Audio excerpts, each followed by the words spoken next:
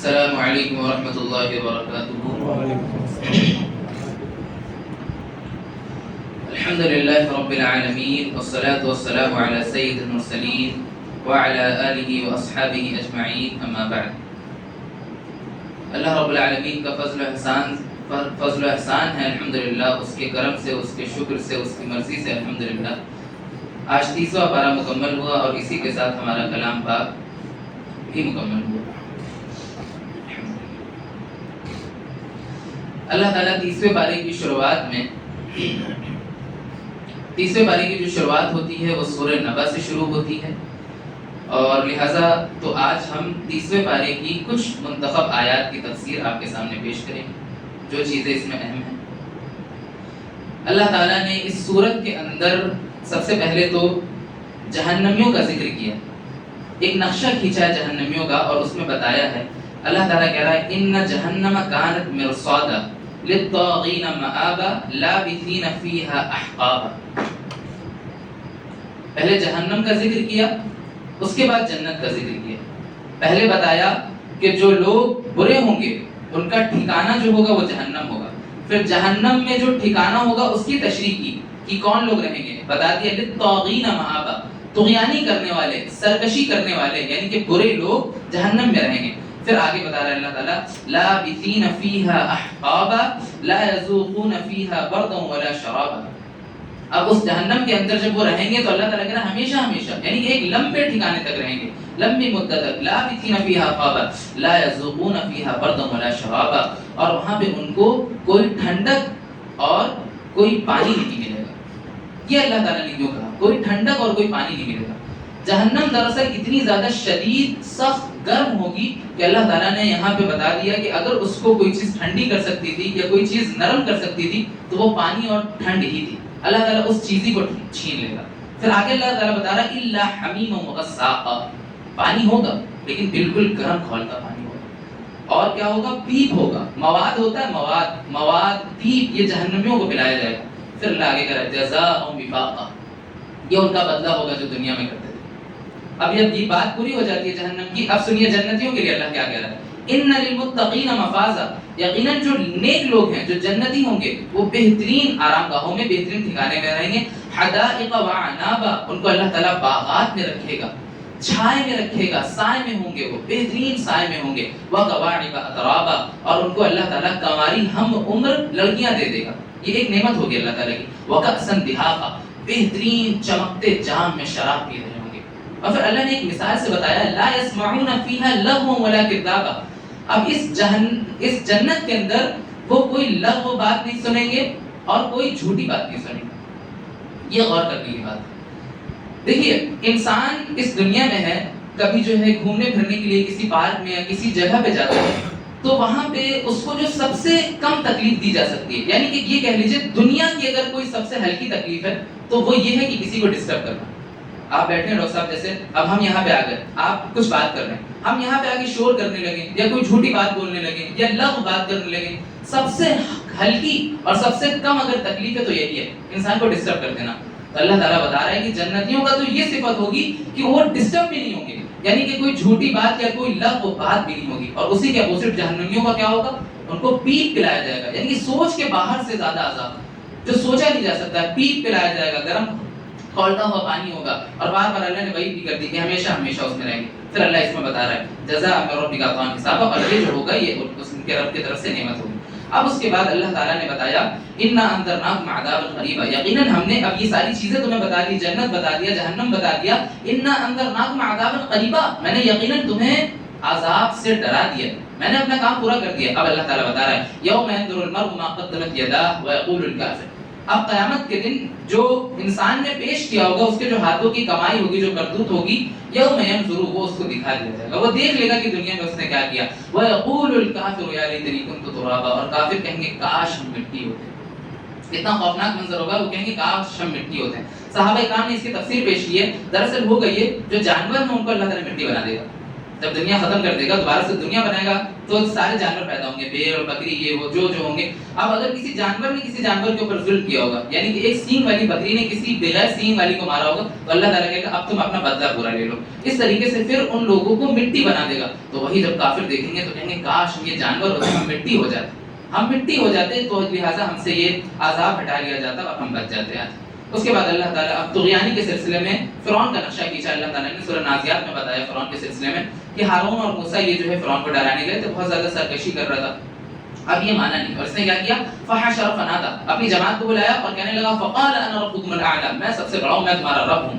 فاخذہ اللہ نقال الاخرۃ والاولی، تو اللہ تعالیٰ بتا رہا ہے میں نے اس کو ایسی عبرت بنا دیا کہ قیامت تک کے پچھلے لوگوں کے لیے بھی اگلے لوگوں کے لیے بھی اس کو عبرت بنا دیا، عبرت کا نشان بنا دیا. اس کو نہ زمین نگل رہی ہے نہ آسمان کھا رہا ہے، اس کی باڈی نہیں سڑ رہی ہے، گروتھ ہو رہی ہے اس کی باڈی. اللہ تعالیٰ عبرت بنا دیا. کیا کرتا تھا؟ ظلم کرتا تھا. پھر آگے اللہ تعالیٰ بتا رہا ہے ان فی ذلک لعبرۃ لمن یخشی، یقیناً یہ جو فرعون کی بات ہے یہ عبرت ہے لوگوں کے لیے جن کے دلوں میں ڈر ہے. قرآن میرے بھائی اسی کے لیے عبرت ہے اور اسی کے لیے نصیحت ہے جو اللہ سے ڈرتا ہے. جو اللہ سے نہیں ڈرتا ہے اس کے لیے تو کوئی فائدہ نہیں دے گی.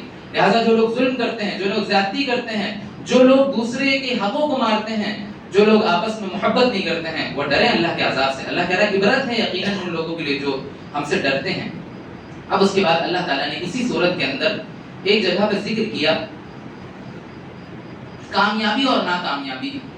دراصل قیامت کے دن کیا ہوگا، کچھ لوگ جو جنت میں چلے جائیں گے وہ کامیاب ہو جائیں گے. فوزن عظیم جو ہے وہ جنت میں چلے جانا ہے، کامیابی جنت میں چلے جانا ہے، اور جو لوگ جہنم میں چلے جائیں گے وہ ناکامیاب ہو جائیں گے. تو اللہ تعالیٰ دو چیزیں بتا رہے ہیں، بڑے غور سے سنیے گا، بالکل مزے کی بات ہے اور بہت ہی زیادہ سمجھنے والی بات ہے. اللہ تعالیٰ کہہ رہا ہے فَأَمَّا مَن طَغَىٰ، جن لوگوں نے طغیانی کری، سرکشی کی، ٹھیک ہے، اللہ کی بات کو نہیں مانا، اپنے نفس کو پہلے رکھا، دین کو نہیں رکھا، تو ایسے لوگ کیا ہوں گے؟ جہنم میں جائیں گے. ٹھیک ہے. وَآثَرَ الْحَيَاةَ الدُّنْيَا، اور دنیا کی زندگی کو ہی سب سمجھ لیا، آخرت کی زندگی کو نہیں سمجھا، تو لہٰذا ایسے لوگوں کا ٹھکانہ کیا ہوگا؟ فَإِنَّ الْجَحِيمَ هِيَ الْمَأْوَىٰ، تو ایسے لوگ جہنم میں رہیں گے. اب اللہ آگے بتا رہا ہے وَأَمَّا مَنْ خَافَ مَقَامَ رَبِّهِ وَنَهَى النَّفْسَ عَنِ الْهَوَىٰ، اور جو انسان اپنے رب کے آگے آنے سے ڈر گیا، اپنے رب کے سامنے کھڑے ہونے سے ڈر گیا، یعنی جس انسان کے دل میں یہ احساس ہو گیا کہ کل قیامت کے دن میں اللہ تعالیٰ کے آگے کھڑے ہونا ہے، اور جس نے اپنی نفسانی خواہشات کو روک لیا، دین کے معاملے میں نفس کا غلام نہیں بنا، تو ایسے لوگوں کے لیے کیا ہے؟ فَإِنَّ الْجَنَّةَ هِيَ الْمَأْوَىٰ، ایسے لوگوں کے لیے جنت. بالکل اپوزٹ چیزیں ہیں. جن کے لیے جہنم میں وہ کون لوگ ہیں؟ جو طغیانی کریں گے، نفس کی پیروی کریں گے اور دنیا ہی کو سب کچھ مان لیں گے. اب بالکل اس کے برعکس، اس کے بالکل اپوزٹ، جو لوگ اللہ سے ڈریں گے یعنی کہ طغیانی نہیں کریں گے، جو لوگ دنیا کو سب کچھ نہیں مانیں گے یعنی کہ نفس کی خواہشات نہیں کریں گے، ایسے لوگ جنت میں. دو ٹوک میں اللہ تعالیٰ نے بتا دیا کون جنت میں جائے گا، کون جہنم میں جائے گا. اب اس کے بعد آگے بات آتی ہے سورہ عبس وتولی سورت شروع ہوتی. اب اس سورت میں اللہ تعالیٰ نے اپنے نبی کو ڈانٹا. آپ سوچ سکتے ہیں اللہ تعالیٰ نے نبی کو ڈانٹا ہے اس سورت میں، لیکن اس ڈانٹ میں بھی اتنا پیار ہے اور اتنے پیار سے ڈانٹا ہے کہ آپ پڑھیں گے آپ کو مزہ آ جائے. اللہ تعالیٰ بتا رہا ہے، اللہ تعالیٰ نے غائب کا صیغہ استعمال کیا. اللہ تعالیٰ نے غائب کا صیغہ یعنی ڈائریکٹ نبی سے بھی نہیں کہا، نبی کو نصیحت کے طور پہ ایک بات کہی. کیا کہا؟ عبس وتولی، میرے نبی نے جو ہے منہ پھیر لیا، اس کے منہ پہ شکن آ گئی، اس نے منہ پھیر لیا. ان جاءہ الاعمى، جب اس کے پاس ایک اندھا آیا. وما یدریک لعلہ یزکا، ہو سکتا تھا کہ وہ نصیحت حاصل کرنے آیا ہو. او یذکر فتنفعہ الذکر، ہو سکتا تھا اس کو نصیحت فائدہ پہنچ جائے. دراصل ہوا یہ تھا کہ اللہ کے نبی صلی اللہ علیہ وسلم ایک بار واعظ و نصیحت کر رہے تھے، تو اس میں ابو جہل اور شعبہ اور بڑے بڑے مکہ کے جتنے بھی جو ہے سردار تھے وہ سب آئے تھے. تو اللہ کے نبی سوچ رہے تھے کہ ہم ان لوگوں کو دعوت دے دیں، ان لوگوں کو اگر ہم دعوت دے دیں گے تو دین بہت آسانی سے پھیل جائے گا. اتنے میں کیا ہوا، عبداللہ بن ایک صحابی تھے عبداللہ بن امیہ، ہاں، تو وہ آ گئے اتنے میں. اور پھر اس کے بعد اللہ کے نبی کے ماتھے پہ تھوڑی سی شکن پڑ گئی. اللہ کے نبی نے سوچا یہ کیوں آ رہے ہیں، یہ تو اسلام نہیں آیا، میں نے تو ان کے اوپر محنت کر دی ہے، اب ہم نے کافروں کے اوپر کرنا ہے. تو بس ہلکا سے اللہ کے نبی کے چہرے پہ شکن آئی تھی، لیکن اللہ تعالیٰ کو یہ بات پسند نہیں آئی. لہٰذا اللہ تعالیٰ نے فوراً بتا دیا کہ وہ جو اندھا آ رہا تھا ہو سکتا ہے وہ نصیحت حاصل کرنے آیا ہو سکتا ہے وہ نصیحت سے فائدہ اٹھا لیتا. وَأَمَّا مَنِ اسْتَغْنَىٰ، اور آپ جن لوگوں کے لیے پیچھے پڑے ہیں فَأَنتَ لَهُ تَصَدَّقْ، اس کا کوئی سوال نہیں ہے، ان لوگوں کے پیچھے تو یہ لوگ تو نصیحت بھی نہیں قبول کر رہے ہیں. وَمَا عَلَيْكَ أَلَّا يَزَّكَّىٰ وَأَمَّا مَن جَاءَكَ يَسْعَىٰ، اور وہ جو اندھا ہے تو وہ دوڑ کے آیا تھا. وَهُوَ يَخْشَىٰ، اس کے دل میں اللہ کا ڈر بھی تھا. فَأَنتَ عَنْهُ تَلَهَّىٰ، لیکن آپ نے اس سے منہ پھیر لیا، پیٹ پھیر لی. کَلَّا، ہرگز نہیں. إِنَّهَا تَذْكِرَةٌ، یقیناً یہ جو قرآن ہے، یہ جو کلام ہے، یہ نصیحت والا ہے، اس سے فائدہ اٹھانے والا. تو یہ ایک چھوٹی سی حرکت تھی اللہ کے نبی کی، جس کو اللہ تعالیٰ نے اتنی پیار سے بتایا اور ڈاٹا بھی تو کتنی پیار سے ڈاٹا. یہ آیت جو ہے ان لوگوں کے لیے دلیل ہے. آپ کو پتا ہے مسلمانوں میں ایک فرقہ ہے وہ کہتا ہے اللہ کے نبی کا کلام ہے. باقاعدہ وہ کہتا ہے کہ اللہ کے نبی کو جو کلام آتا تھا وہ اللہ کے نبی کو پہلے سے پتا تھا. جبریل نے تو ایک فارمیلٹی نبھائی ہے, اللہ کے نبی کا ہی یہ کلام ہے, تو لہٰذا وہ سن لیں, ان کے لیے دلیل ہے کہ یہ کلام اللہ کا ہے. نبی صلی اللہ علیہ وسلم نے ہم تک پہنچایا ہے اس کو صحیح سالم. اب اس کے بعد جو سورت آتی ہے اس کے سلسلے میں اللہ کے نبی صلی اللہ علیہ وسلم کہتے ہیں ان سورتوں نے مجھے بڈھا کر دیا, میرے بالوں کو سفید کر دیا.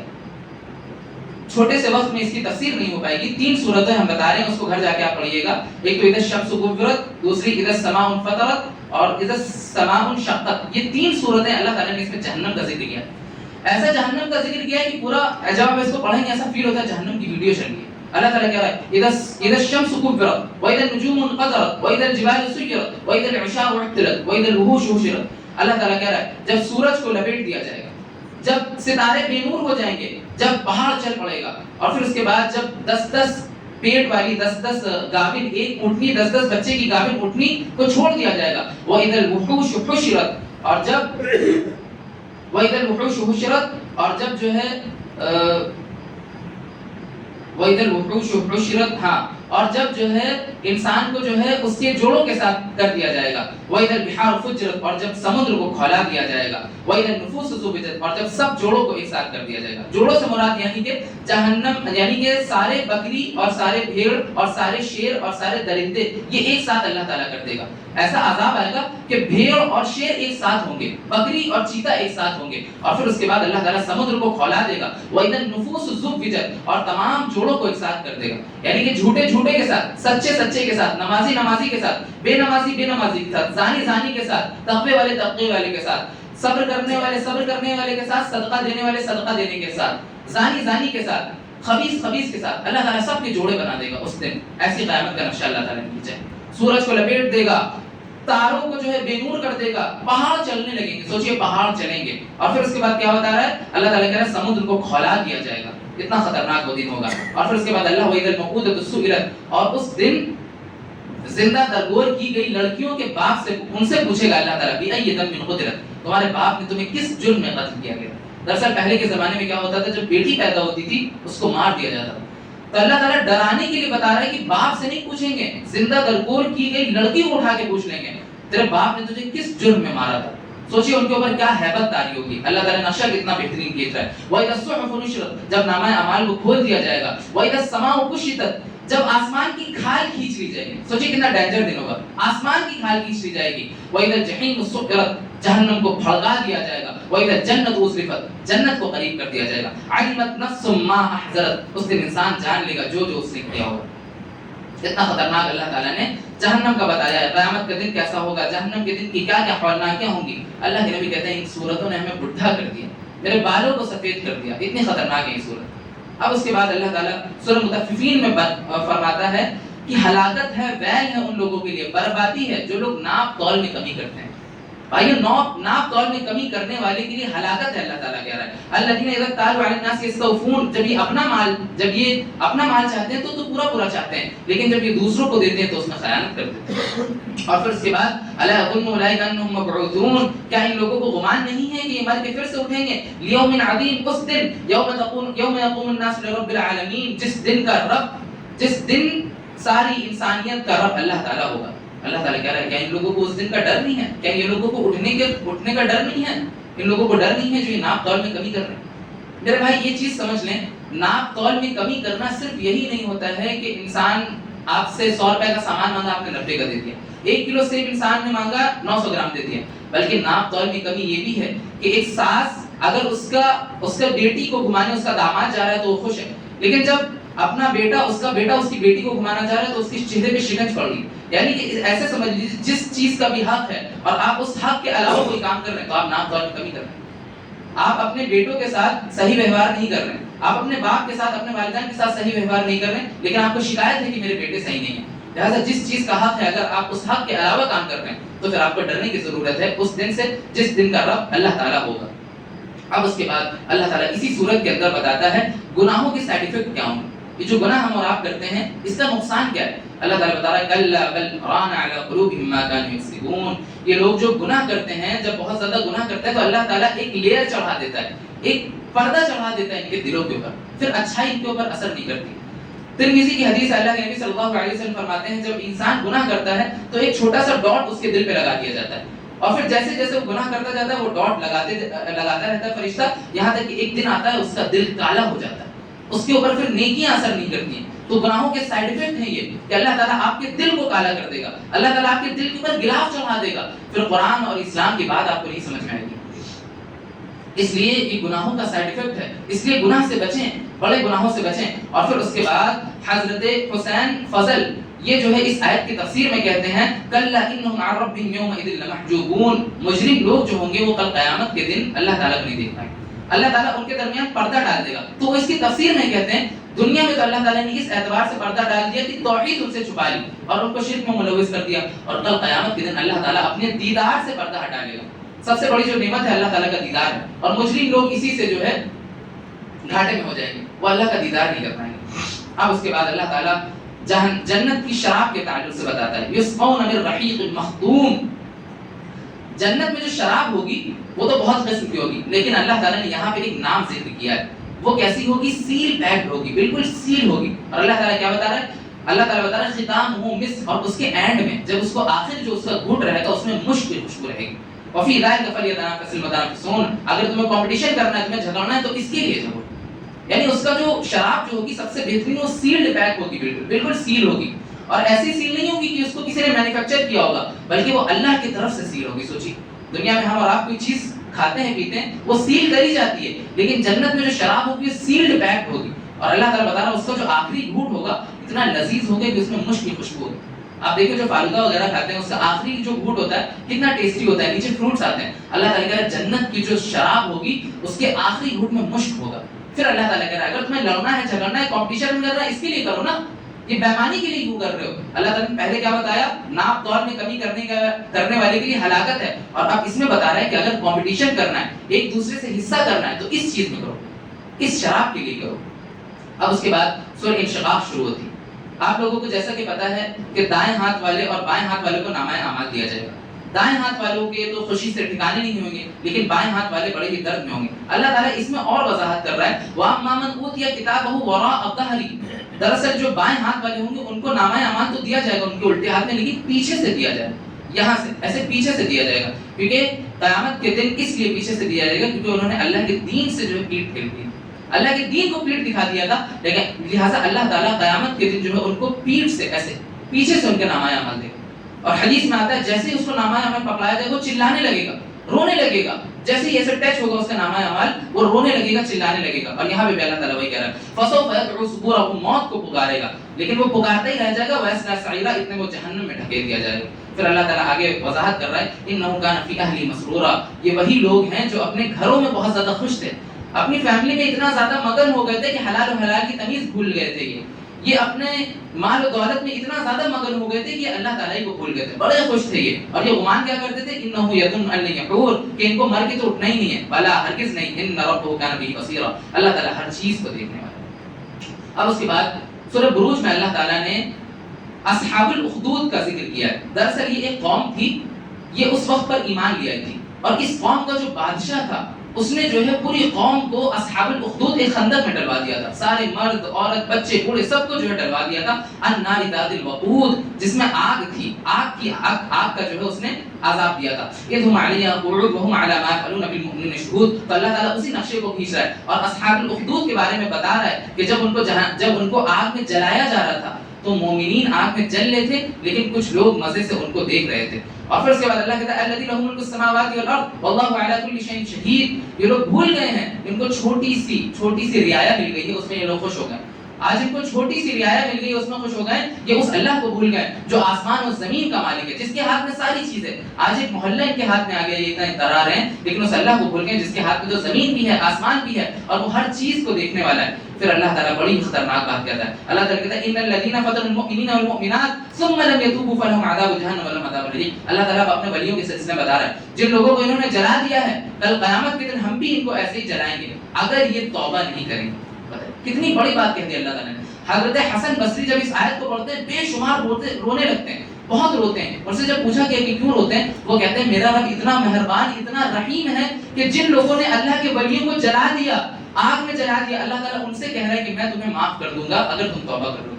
کتنا زیادہ بخشنے والا ہے اللہ تعالیٰ. بتائیے اللہ کے ولیوں کو جنہوں نے جلا دیا گڈھوں میں ڈال کے اور ہنس رہے ہیں دور سے، ان کے تعلق سے اللہ کہہ رہا ہے کہ ہم بھی ان کو جلائیں گے اگر یہ توبہ نہیں کریں گے، لہٰذا توبہ کرنے کے تو معاف کر دیں. کتنی بڑی بات. اللہ تعالیٰ بہت رحمان رحیم. اسی طریقے سے پھر اب سورہ اعلیٰ آتی ہے، آپ لوگ ہر جمعے میں اس کو سنتے ہیں. اللہ تعالیٰ نے اس سورت کے اندر ایک آیت نازل کری. اللہ تعالیٰ نے کہا فذکر ان نفعت الذکر فذکر ان نفعت الذکر. اللہ تعالیٰ نے بتایا اپنے نبی صلی اللہ علیہ وسلم سے کہ آپ نصیحت کریے ان لوگوں کو جن کو فائدہ پہنچے. یعنی کہ آپ ہر کسی کو نصیحت نہ کریے، آپ نصیحت کریے ان لوگوں کو جو لوگ فائدہ اٹھائیں، جو لوگ آپ کی بات کو سمجھیں. آپ ان کے پیچھے نہ لگے جو آپ کی باتیں کو نہیں سن رہے ہیں. آپ بعض نصیحت کرتے جا رہے ہیں، آپ قرآن سناتے جا رہے ہیں لیکن ان کو سمجھ ہی میں نہیں آ رہا. لہٰذا ایسے لوگوں کے پیچھے نہ پڑیے، ان کو اللہ کی راہ پہ چھوڑ دیجیے اور آپ ان لوگوں کے پیچھے پڑیے جو لوگ آپ کی بات سننے والے ہیں، جو لوگ ذکر سے نصیحت اٹھانے والے ہیں. اب اس کے بعد سورہ غاشیہ شروع ہوتی ہے. سورہ غاشیہ میں اللہ تعالیٰ نے بتایا وجوہ یومئذ خاشعہ عاملۃ ناصبہ تصلی نارا حامیہ تسقی من عین آنیہ. اللہ تعالیٰ نے بتایا کل قیامت کے دن کچھ چہرے ذلیل اور رسوا ہوں گے، بڑے ہی تھکے ہوئے ہوں گے. پھر اللہ تعالیٰ نے ان کا جو صفت بتائی بڑی خطرناک بتائی. وہ لوگ کون رہیں گے پتہ ہے آپ لوگ کو؟ عاملۃ ناصبہ. وہ لوگ نیک لوگ ہوں گے، نیکیاں کرتے تھے، وہ لوگ نمازیں پڑھا کرتے تھے، روزے رکھا کرتے تھے، زکات حج سب کرتے تھے. سوچیے ایسے لوگ کل قیامت کے دن ذلیل اور رسوا ہوں گے ان کے چہرے نیک لوگوں کے. اللہ تعالیٰ بتا رہا ہے نیک لوگ ایسے ہوں گے. لیکن کیا بتا رہا ہے؟ دراصل ہوا یہ ہوگا کہ انہوں نے نمازیں تو بہت پڑھی ہوں گی، سارے کام تو اچھائی کے بہت کیے ہوں گے، لیکن شریعت کے مطابق نہیں ہوئے، اللہ اور اس سے رسول کی اطاعت کے مطابق نہیں کیے ہوں گے، اپنی مرضی کے کیے ہوں گے. 10 ایسے اعمال ہیں جو میں نے آپ کو بتایا تھا ایک بار جمعے میں کہ محنت کی نیکیوں کو کھا جاتے ہیں. لہٰذا مسلمان کچھ عمل تو کرتا ہے لیکن وہ کچھ ایسی غلطیاں کر جاتا ہے کہ جس سے اس کے اعمال سارے ختم ہو جاتے ہیں. تو کل قیامت کے دن کچھ لوگ ایسے ہوں گے جو بڑی نمازیں پڑھ کے آئے ہوں گے لیکن ان کے اعمال ان کے معاملات نہیں درست ہوں گے، دنیا میں ان کے معاملات نہیں درست ہوں گے، صلہ رحمی نہیں کی ہوگی، انہوں نے خیر خواہی نہیں کی ہوگی، آپس میں ایک دوسرے سے ان کے دل نہیں ملتے تھے. اللہ تعالیٰ ایسے لوگوں کی نمازوں کو منہ پہ مار دے گا، ان کے روزے کو منہ پہ مار دے گا اور ان کو جہنم میں پھینک دے گا. سوچیے عاملۃ ناصبہ ہوں گے، وہ بہت نیکوکار ہوں گے لیکن دنیا میں ان کے معاملات نہیں ٹھیک تھے. لہٰذا اپنے معاملات کو ٹھیک کر لیجیے. پھر ہم بار بار کہہ رہے ہیں اپنے معاملات کو ٹھیک کر لیجیے. کل قیامت کے دن بڑا ہی دردناک دن ہوگا، اس دن افسوس کے علاوہ کچھ نہیں ہوگا. اب اس کے بعد سورہ ضحیٰ میں اللہ تعالیٰ نے اپنے نبی سے کہا وَأَمَّا بِنِعْمَةِ رَبِّكَ فَحَدِّثْ. آپ اپنے رب کی نعمت بیان کریے اور لوگوں کو بتائیے. یعنی کہ رب کی نعمت کو بیان کیا جا سکتا ہے، بتایا جا سکتا ہے. اگر اللہ تعالیٰ نے آپ کو بہت ساری نعمتوں سے نوازا ہے تو آپ لوگوں کو بتا سکتے ہیں، یہ چیز بہترین ہے. اور علامہ حسن بصری اس کے تعلق سے لکھتے ہیں کہ بسا اوقات ایسا ہوتا ہے جب انسان اللہ تعالیٰ کی نعمت لوگوں کو بتاتا ہے تو اس کے اندر شکر کا جذبہ پیدا ہوتا ہے. لیکن اس بات کا خیال رکھیں کہ سامنے والا بندہ حاسد نہ ہو یا آپ کے اندر ریاکاری نہیں آ رہی ہو. اگر یہ کام نہیں آ رہا ہے تو پھر اس کے بعد آپ اللہ تعالیٰ کی نعمتوں کو دوسروں سے بتا سکتے ہیں. اس کے بعد سورہ نشرح شروع ہوتی ہے. اس سورت میں اللہ تعالیٰ نے بتایا الم نشرح لک صدرک، اپنے نبی سے کیا میں نے آپ کے سینوں کو نہیں کھول دیا، ووضعنا عنک ذکرک، اور میں نے آپ کے اوپر سے بوجھ کو نہیں اٹھا لیا، اس بوجھ کو الذی انقض ظہرک، جس سے آپ کی پیٹھ جھکی جا رہی تھی.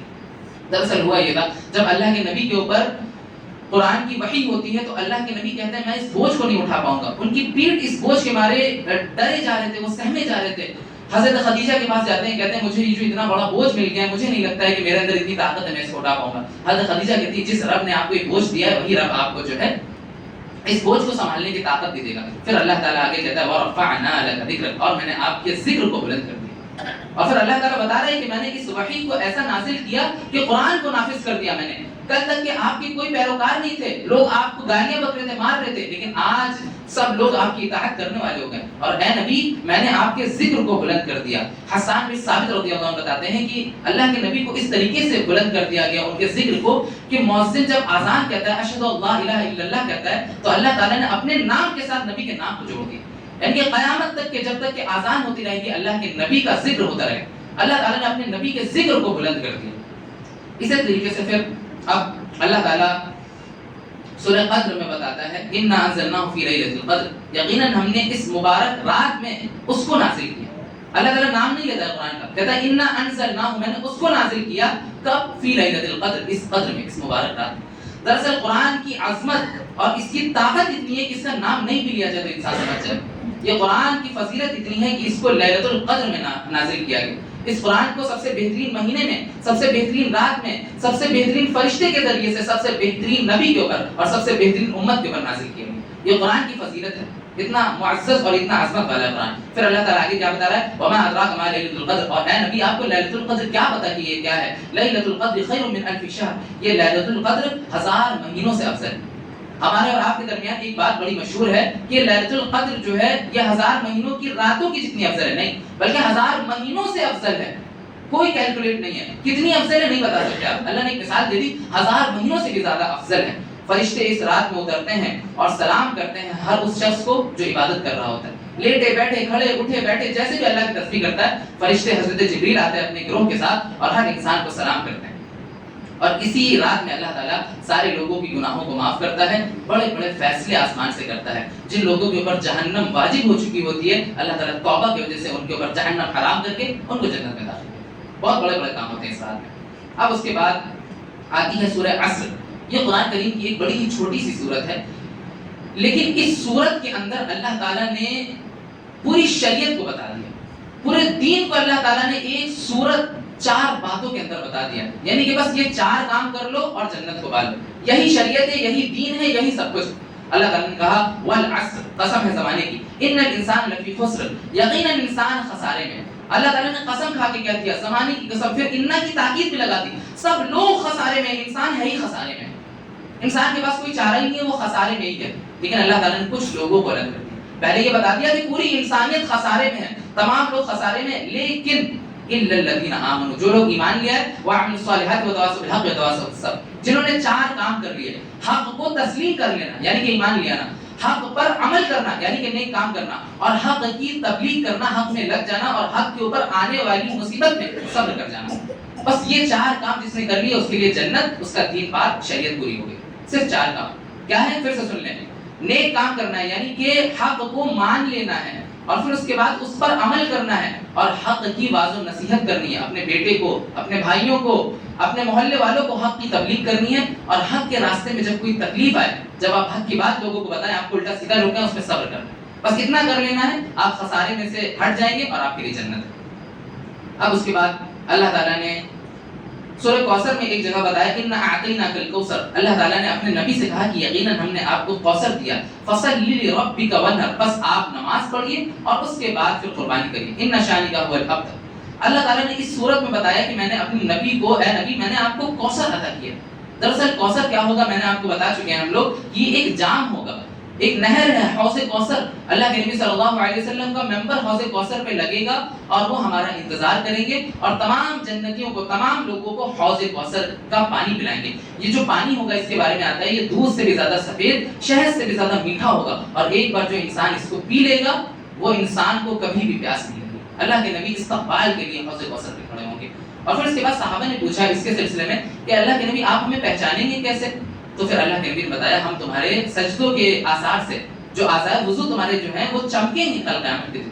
تو جو لوگ نماز سے غافل رہتے ہیں، نماز سے دور رہتے ہیں، وہ سن لیں، وہ کل نبی صلی اللہ علیہ وسلم کے جام سے محروم ہو جائیں گے، حوض کوثر سے محروم ہو جائیں گے. کیونکہ یہی وہ وضو کے جو اعضاء ہوں گے یہی چمکیں گے. اسی سے اللہ کے نبی آپ کو جو ہے پہچانیں گے اور اسی سے آپ حوض کوثر پی پائیں.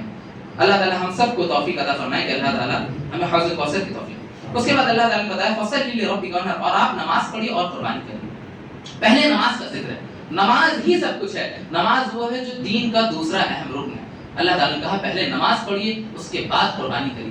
دراصل اسی لیے قربانی کی جو قربانی ہوتی ہے، نماز پہلے قربانی بعد میں. اور عید میں کیا ہے؟ عید کی نماز بعد میں اور فطر پہلے. صدقہ فطر آپ پہلے دیں گے، عید کی نماز بعد میں پڑھیں گے، تبھی آپ کا صدقہ فطر مانا جائے گا. اب اس کے بعد اللہ تعالیٰ نے تیسری آیت میں بتایا ان نشانیہ کا بولا ابتر. دراصل اہل مکہ جو تھے وہ اللہ کے نبی کو چڑھایا کرتے تھے. وہ بولتے تھے اللہ کے نبی آپ اپنی نسل کیسے آگے بڑھائیں گے، آپ تو دم کٹے ہیں. اس طریقے سے اللہ کے نبی کو وہ لوگ چڑھاتے تھے کیونکہ اللہ کے نبی کی کوئی اولاد نہیں تھی. پھر اللہ تعالیٰ بتا رہا ہے کہ اے نبی یہ ابو جہل، ابو لہب، ان کو کون یاد رکھے گا؟ ہم نے تو آپ کے ذکر کو جو ہے افضل کر دیا ہے. آپ کو تمام لوگ یاد رکھیں گے جب تک قیامت، جب تک آپ کا نام، جب تک انسانیت، جب تک آپ کا نام. اس کو کون یاد رکھے گا؟ ابو جہل، ابو، یہ جو بول رہا ہے یہ خود تم کٹا ہے. اللہ تعالیٰ نے اس طریقے سے کہا. اور پھر اس کے بعد اب آتی ہے سورہ اخلاص. دراصل یہ قرآن کی بڑی بہترین صورت ہے اور اللہ کے نبی صلی اللہ علیہ وسلم نے اس صورت کے سلسلے میں فرمایا کہ یہ اس کو پڑھنے سے ایک قرآن کا ثواب ملتا ہے اور یہ قرآن کی تہائی حصہ ہے، یعنی کہ ایسا بتایا اللہ تعالیٰ نے، یعنی کہ قرآن کا تہائی حصہ ہے جو 3 بار قل هو اللہ احد پڑھ لے گا اسے پورے قرآن کا جو ہے ثواب ملے گا۔ ایسا کیوں ہے اس کو جان لیجیے آج۔ دراصل اس صورت میں اللہ تعالیٰ نے اپنی وحدانیت کا ذکر کیا ہے اور پورا قرآن جب آپ پڑھ لیں گے تو یہ قرآن 3 حصوں میں ڈیوائیڈ ہے۔ پہلی چیز اللہ کی وحدانیت، اللہ کی توحید، شرک نہ کرنے کی دعوت اس چیز پہ ہے، اللہ کی توحید پہ۔ دوسرا جو حصہ ہے وہ شریعت پہ ہے، یعنی کہ آپ کو کیسے جینا ہے، کیسے اٹھنا ہے، کیسے بیٹھنا ہے، کب کیا کرنا ہے، اللہ تعالیٰ نے ساری چیزیں اس قرآن میں بتا دی۔ آپ کو کیسے جینا ہے اللہ تعالیٰ نے اس طریقے کو بتا دیا، یعنی کہ مسئلہ کو استنباط کر دیا۔ دوسرا جز جو ہے وہ مسئلہ ہے اور تیسری چیزیں جو ہیں وہ قصے ہیں، اللہ کے نبیوں کے قصے، اللہ کے ولیوں کے قصے، اس لیے تاکہ مومنین اس سے نصیحت حاصل کریں۔ تو یہ 3 قصوں میں قرآن ڈیوائیڈ کیا گیا، اسی لیے اللہ تعالیٰ نے اس سورت کو جو ہے تہائی قرآن کہہ دیا ہے، کیونکہ اس میں صرف وحدانیت کا ذکر ہے۔ قل اللہ احد، اللہ ایک ہے، اللہ الصمد، وہ بے نیاز ہے، اللہ بے نیاز ہے، اللہ کو کسی کی ضرورت نہیں ہے، لم یلد، نہ اس کا کوئی اولاد ہے، ولم یولد، نہ وہ کسی کی اولاد ہے، ولم یکن لہ کفوا احد، اور اللہ کے برابر کوئی نہیں۔ اب اس کے بعد قرآن کی 2 آخری صورتیں آتی ہیں، قل اعوذ برب الفلق اور اعوذ برب الناس۔ یہ 2 صورتیں جو ہے اللہ کے نبی کے اوپر جب جادو ہو گیا تھا تب اس دوران نازل ہوئی۔ دراصل ایک یہودی عورت تھی، اس نے اللہ کے نبی کے اوپر جادو کر دیا تھا اور ساتھ ہی اس نے جو ہے اللہ کے نبی کو زہریلا گوشت کھلا دیا تھا۔ اللہ کے نبی کی دعوت کی تھی اور پھر اللہ کے نبی نے لقمہ اٹھایا، لیکن ان کو معلوم ہو گیا تھا کہ اس نے جو ہے زہر ملا دیا، لیکن ایک لقمہ وہ چکھ چکے تھے، تو اس جو زہر کی جو حرارت تھی وہ اللہ کے نبی کے جسم میں آ گئی تھی۔ اور اللہ کے نبی بتاتے ہیں کہ جب میرا آخری وقت تھا تو مجھے ذہن میں، میرے سر میں اتنا شدید درد ہوتا تھا کہ میں محسوس کرتا تھا اس زہر کو۔ تو جبھی یہ 2 جو ہے صورتیں نازل ہوئی تھی۔ دراصل اللہ تعالیٰ نے اس 2 صورتوں کے اندر پہلی صورت جو ہے قل اعوذ برب الفلق، اس میں اللہ تعالیٰ نے اپنی ایک صفت بتائی ہے اور 4 ڈینجر چیزوں سے بچنے کے لیے کہا ہے۔ اللہ تعالیٰ نے کہا قل اعوذ برب الفلق، اے نبی آپ کہہ دیجئے کہ میں پناہ مانگتا ہوں صبح کے رب کی، یعنی کہ اللہ تعالیٰ کی۔ اب 4 ڈینجر چیز اللہ تعالیٰ نے بتائی، من شر ما خلق، تمام برائیوں کی جس کو اللہ تعالیٰ نے پیدا کیا ہے، ومن شر غاسق اذا وقب، اور رات کی جب وہ چھا جاتی ہے، ومن شر النفاثات فی العقد، اور جادو کرنے والے جب گروہ میں جادو کرتے ہیں ایسی عورتوں کی، ومن شر حاسد اذا حسد، اور حاسد کی جب وہ حسد کرتا ہے۔ یعنی کہ یہ 4 چیزیں ہیں جس نے اللہ تعالیٰ نے بتایا ہے کہ اس سے پناہ مانگو، اللہ تعالیٰ کی ساری بری چیزوں سے پناہ مانگنا ہے، اللہ تعالیٰ نے جتنی بھی برائیاں بنائی ہیں سب سے پناہ مانگنا ہے، اور رات کے شر سے، رات میں ہی جرم ہوتے ہیں، رات میں ہی زنا ہوتا ہے، رات میں ہی قتل ہوتے ہیں، رات کے شر سے پناہ مانگنی ہے، اور پھر اس کے بعد جادو سے بھی پناہ مانگنی ہے، اور حاسد کی حسد سے، حاسد کا حسد بڑا خطرناک ہوتا ہے، اللہ تعالیٰ نے اس لیے کہا کہ حاسد کے حسد سے جو ہے پناہ مانگو۔ اب اس کے بعد اللہ تعالیٰ نے اگلی صورت میں جو ہے اپنی 4 صفات کو بتایا ہے اور ایک چیز سے شر مانگا ہے۔ کیا بتایا؟ قل اعوذ برب الناس، اے نبی آپ کہہ دیجئے پناہ چاہتا ہوں اس رب کی جو لوگوں کا رب ہے، ملک الناس لوگوں کا بادشاہ ہے، الہ الناس لوگوں کا معبود ہے۔ یہ 4 چیز بتائی، من شر الوسواس الخناس، اور کس چیز سے پناہ مانگتے ہیں؟ اب اللہ تعالیٰ بتا رہا ہے خناس کے شر سے، یہ جو شر جو پیدا کرتا ہے جنات، جو انسانوں میں بھی ہوتا ہے اور جناتوں میں بھی ہوتا ہے، یہ شیطان جو شر پیدا کرتا ہے، جو وسوسہ ڈالتا ہے، اس سے اللہ تعالیٰ نے پناہ مانگی۔ الذی یوسوس فی صدور الناس، یہ سینوں میں، لوگوں کو سینوں میں جو ہے وسوسے ڈالتے ہیں، اور یہ جناتوں میں بھی سے ہوتے ہیں اور یہ انسانوں سے بھی ہوتے ہیں، انسانوں میں بھی سے ہوتے ہیں۔ تو یہ 2 صورتیں تھیں اور یہ جو ہے کچھ تفسیر تھی عامہ باری کی جو کہ مکمل ہو گئی۔ اللہ تعالیٰ سے دعا ہے کہ ہم تمام لوگوں کو کہنے سننے سے زیادہ عمل کرنے کی توفیق عطا فرمائے، اور جو بھی آپ کے سامنے درس پیش کیا گیا اس 30 دنوں میں، یقیناً اس کے اندر جو حق بات تھی وہ اللہ تعالیٰ کی تھی۔ اللہ کا حق کل بھی سچا تھا، آج بھی سچا اور ہمیشہ سچا رہے گا۔ اس میں جو بھی غلطیاں تھیں، اس میں جو بھی زیادتی تھی، یقیناً وہ میری طرف سے تھی۔ اللہ تعالیٰ ہمارے گناہوں کو معاف کرے، ہماری کوتاہیوں کو معاف کرے۔ ہم نے جو عبادتیں کری ہیں اس رمضان میں، ہم نے جو روزے رکھے ہیں، جو نمازیں پڑھی ہیں، جو قرآن کو پڑھا ہے، اللہ تعالیٰ اس عبادت کو قبول کر لے۔ ہم نے جو قرآن کی چھوٹی سی کوشش کری اس کی تفسیر بیان کرنے کی، اللہ تعالیٰ ہمارے دلوں کو ٹھنڈا کر کے ہمارے دلوں کو ایسا بنا دے کہ ہمارے دلوں میں یہ قرآن آ جائے، اور اللہ تعالیٰ ہمارے اوپر ایسا کرم کر دے، یہ جو قرآن ہم نے سنا ہے، جو قصے سنے ہیں، جو واقعات سنے ہیں، جو اللہ کی حدود سنے ہیں، جو بھی چیزیں سنی ہیں، اللہ تعالیٰ ہم سب کو اس پر عمل پیرا ہونے کی توفیق عطا فرما دے۔ اللہ تعالیٰ ہمیں اس قابل بنا دے کہ ہم اپنے بچوں کو بھی سکھائیں، اپنے بھائیوں کو بھی سکھائیں، اپنے گھر والوں کو، اپنے عزیزوں کو، اپنے اقربا کو، سب کو دین سکھائیں، سب کو قرآن سکھائیں۔ اللہ تعالیٰ ہمیں اس قابل بنا دے، اور آخر میں دعا ہے کہ اللہ تعالیٰ ہم سب لوگوں کو کہنے سننے سے زیادہ عمل کی توفیق عطا فرمائے۔ آمین۔ وآخر دعوانا الحمد للہ۔